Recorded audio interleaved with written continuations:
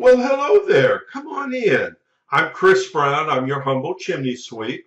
I was just going over your chimney inspection report, but now that you're here, make yourself comfortable. Let's go over it together, shall we?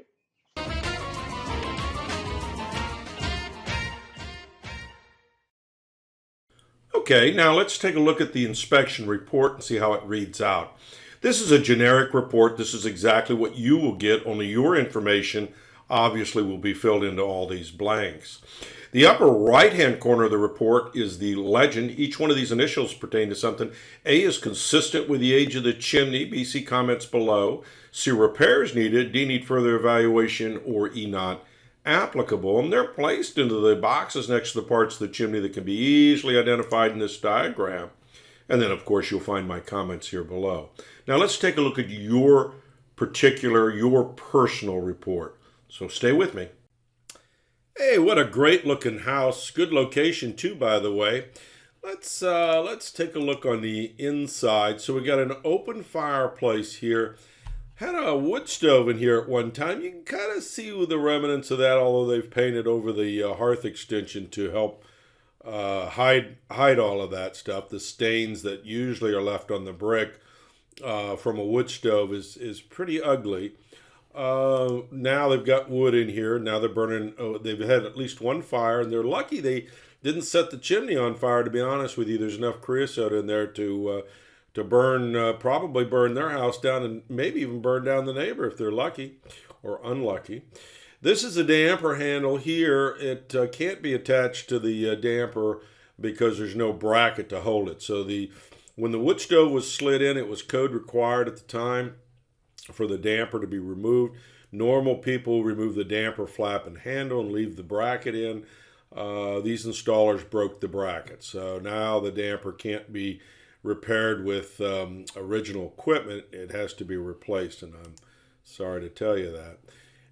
Fresh air vent, air jet, fresh air vent. Whether you use this or not doesn't make any difference. It was code required to have one when the house was built to bring fresh combustion air in. The state of North Carolina thought that perhaps houses were becoming more airtight and that you would need that to start and establish a draft. This arrow is pointing up to where that bracket should be that was broken out on the damper assembly, and you can see the damper's flap is in here. Well, that's if you try to start a fire now, 100% of the smoke is going to come pouring into the house. So the damper, we need a new damper. Top of the chimney's got a lot of cracks in it. The concrete up here, you can see it's a leaker, which means water's no doubt getting down in the body of the chimney. And what happens besides the moisture getting down in there and getting a little moldy is that any trapped moisture, when it freezes, it just expands and it loosens up these bricks. And you can see where it's heaving or moving up off the brickwork here itself. So needs to be repoured, and I've given you a price on doing that. This creosote, you've got a combination of all three stages of creosote. The first two stages is loose, can be brushed out with a wire brush during normal maintenance, but this has got a lot of glazing in behind it. It's a tarry substance that, let's see if any of these pictures are, let's try this one.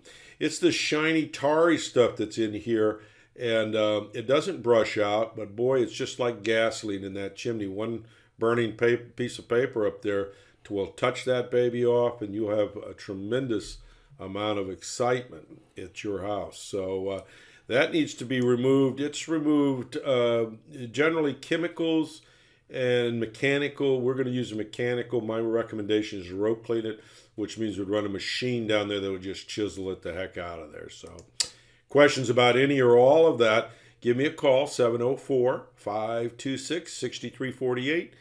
You can email me at chris@affordablesweep.com. Thanks.